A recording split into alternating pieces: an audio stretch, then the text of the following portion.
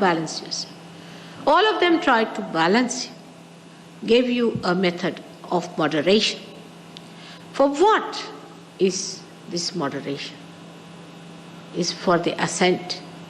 If you do not have balance in life, you cannot move. Imagine a car going on two wheels on one side. Even if there's a bicycle, you have to balance it. You just can't ride a bicycle if you don't know how to balance it. So this balance was to be established, and that's why they propounded all these great ideals for all of you. And all this is for your ascent and not to be just settled down with that balance.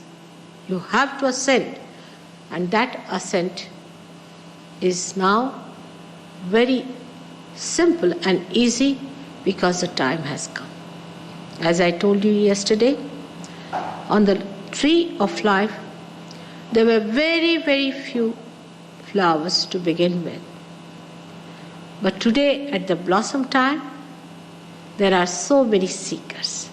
A special category, the flowers as they call it. They are flowers, no doubt. When they called them flowers, it was true they were flowers. But they went into wrong direction. They were definitely flowers to become fruits. And they will. God willing, all of them will have to become the fruits. May God bless you. I always ask people to ask me questions. But that doesn't mean that you should go on taking time unnecessarily. And also, mentally, I can just satisfy you up to a point. Because the mind cannot cross the barriers. It has to be triggered into a space of thoughtless awareness. And what you understand through your mind is only the signboard which you can read. But you have to enter inside. And for that, the ascent has to take place. That's important. The other day in the university, there was only one person who asked many questions. And he was the one who didn't ascend.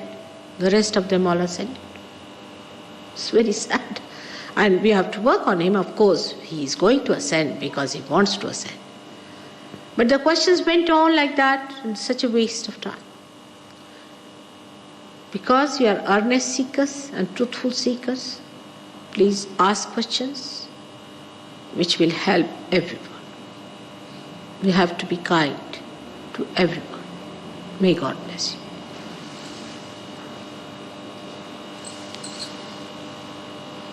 Have some water, Douglas, if possible.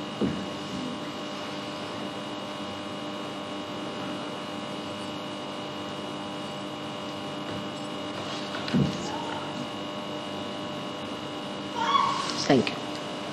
If you have any questions, please ask.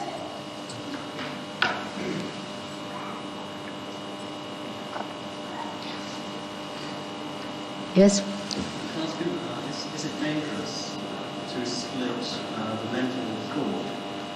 There is no thought at all. Can you tell me what he's saying is?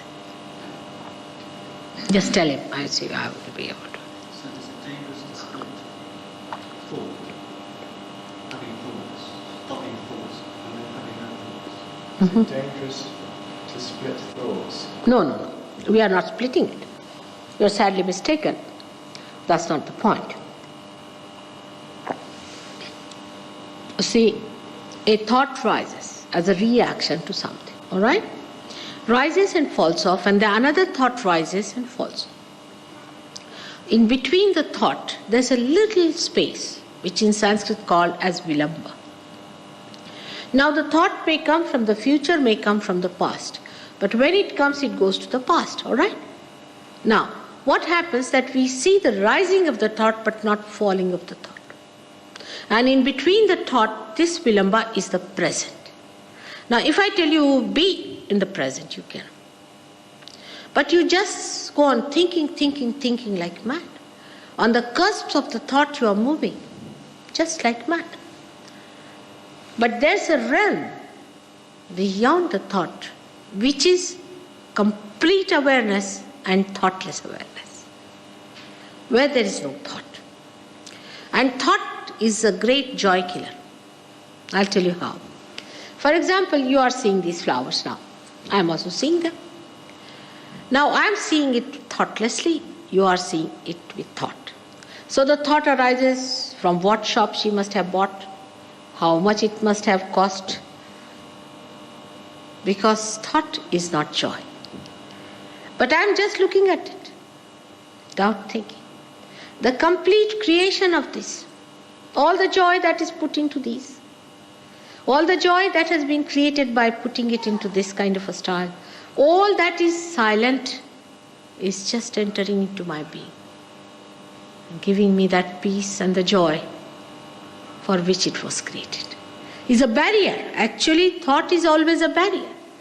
But when you go beyond thought, it doesn't mean that you cannot think, but you become a master. If you want, you can think. If you don't want, you cannot think. But you are not driven by your thoughts. You see my point? It's like the thought is riding you, now you ride the thoughts. Can you prevent thinking? Can you? Can you prevent thinking? Yes. If you want, you can just sit silently, in your silence enjoying it. If you want, you can think. But after that, whatever you think has a special quality. Because that thought that comes to you after your realization is guided, enlightened by your spirit. Say a thought comes to you. For example, you are sitting here and you see something in the darkness and you think this is a serpent. For example, you might think, you see, thinking anything is possible. There's no control.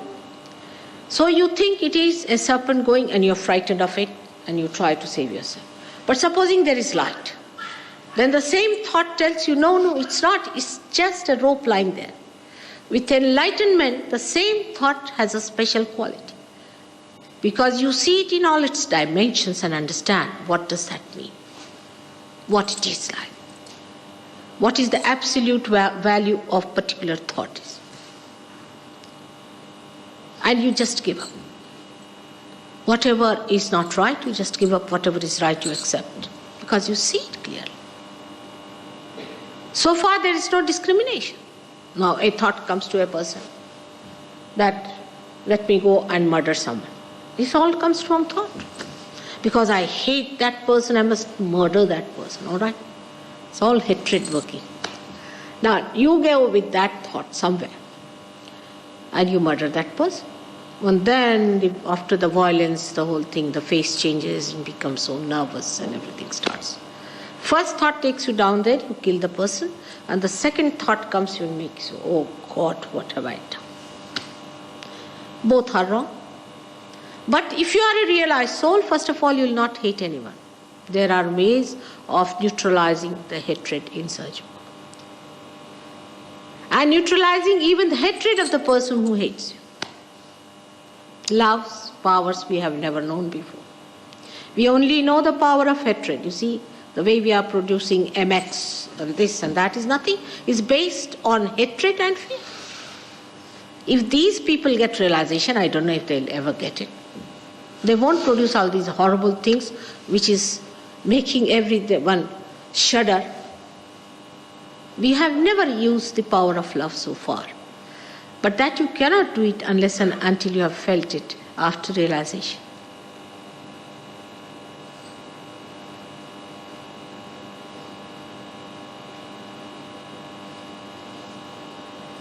Will you please tell us something of the technique? Yes, I will tell you. Technique. As I said, that it's a spontaneous thing. It's done as a living process, all right? Now, say, if I say that, what is the technique of sprouting a seed? That's a living process. No technique, you just put it in the Mother Earth, it sprouts, it's all built in. It's a divine technique by which it works out first. But then you become the master of the technique yourself. Then you can do it. Because you enter into a new realm where you have the divine power by which you can do it yourself, you can maneuver it. But how you get your realization is through the spontaneous process. And a very simple process is like this: a candle which is enlightened can enlighten another light. If the candle is there and if the candle is in order. But this candle, if it's a realized soul, that it can also correct through its techniques, which you have to learn. Through its technique, it can also correct the other candle which is not yet enlightened, and then can enlighten. It can do everything.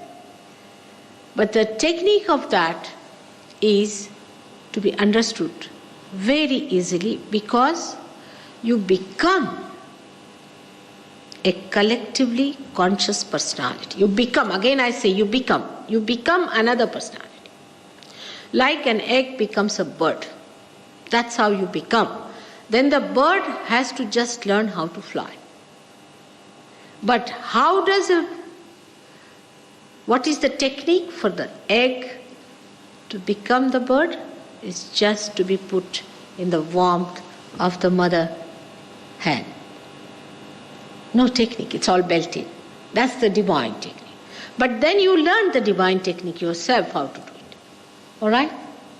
So then once you are realized by a very simple method, which is our job first of all, the job of the realized souls, like the enlightened light.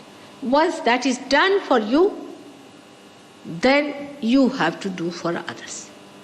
Then you have to learn the technique. But unless and until you are enlightened, you cannot do any technique, because there's no power flowing.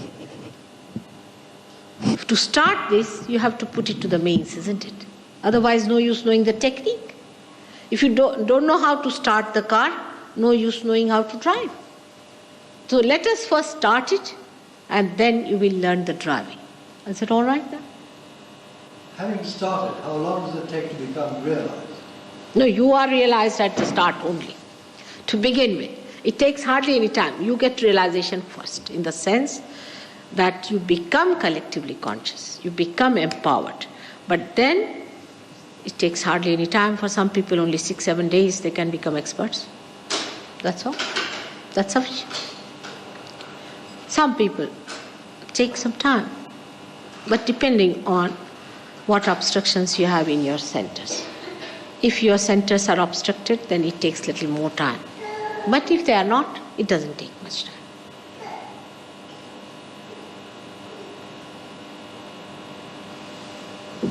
You become automatically endowed with that technique. Now here we have at least 50% who are Sahajogis. We call them Sahajogis once they become expert. Before that, not. At least 50% people sitting here are that. They're just like you, but there's a difference. If you see their faces are glowing, you won't find any pimples or anything on their faces. Very soft skin, young looking, fresh, eyes are sparkling. They are over here. And that's how you become. You become the masters of yourself, because you become the spirit. And spirit is the master because it guides you. All right? We'll work it out.